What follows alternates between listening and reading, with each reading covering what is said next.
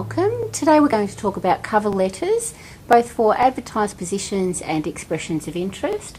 And I would like to introduce you to Alexandra. Welcome. Hi. Well, before we begin to even put pen to paper, there's a little bit of preparation to be done. The first thing that any job seeker should do is to look at the advertisement and pull out any key words and assess them. Is it part-time work? Where is the position located? All those sorts of important things to make sure that you're right for the job. And then also look at your suitability. Do you have the qualifications? Do you have the skills and qualities the employer is looking for? The second thing that is advisable would be to make a phone call. And in this phone call, ask 2 intelligent questions. One of them would be to ask the name of the person to whom you should address the letter if there isn't a name already on the advertisement. Okay, great. And while we realise these are only guidelines, people have to make their own judgment. So, part of that judgment is measuring your suitability. So that's great. Okay, so if we're getting down to writing our letter, what would be the format that you would suggest? A standard business format where everything is left aligned is the simplest rule to follow. With your address first and details, the date, and then the employer details. So now personalise your greeting. From your phone calls, you should have found out to whom to address the letter. So if you know the person's short, write Dear Sally or Dear John, but it's more professional, especially when you don't know the person, to write Dear Mr. Smith or Dear Mrs. Gigliotto or someone along those lines. Next, you have to put a reference to the position and the position number, if it's available, that you wish to apply for, and where and when it was advertised.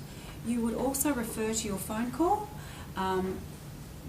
and maybe use that as a trigger to lead into the next part of your letter, where you express your enthusiasm and the fact that because of the phone call, you realise that you are a match for the job. Now, so what would you put then in the body of the cover letter? Okay. Well, in the body of the cover letter, you need to address the key selection criteria that the employer is asking for, so you need to match yourself to the job. So firstly, I would be stating any qualification that they have asked for, that you have, and then I would be pulling out maybe the top 2 or 3 skills that the employer is after, and matching myself to those skills. And when you do that, use the employer's language. Use their words, okay? So that way, if they're using filtering technology, your resume will get as many hits as possible. Yeah. Okay, and do you have any advice for ways to effectively conclude the letter? Okay, at the end of your letter, your final conclusion should include your availability and also reiterate your contact details. Now, in this day and age, this should include your mobile number and also an email contact address, and make sure it's a professional email contact address. Okay. And how would you sign the letter off? Like, if you have the person's name, then it's commonplace to use yours sincerely. If you don't know the person's name, then use yours faithfully. Okay. And how would this kind of letter differ from a position that isn't advertised, or a letter for an expression of interest? Well, really, it would be the same, apart from the first paragraph, where you would write in there that you're expressing an interest in a general position, or you make it relevant to your context, basically. Yes, okay. And what are some key tips that you would suggest that people often forget, before you send it off? What things do you need to check off? Okay.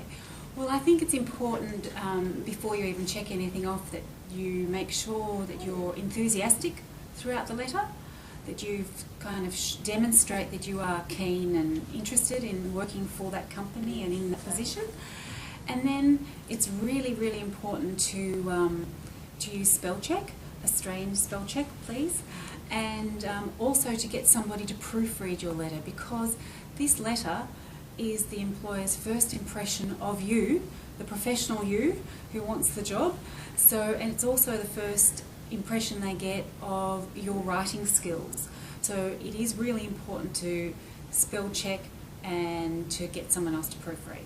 Okay, well that sounds fantastic, and let's hope that students can take away from this, use our handouts and develop fantastic cover letters. Yeah. Thanks, Alexandra. Good luck.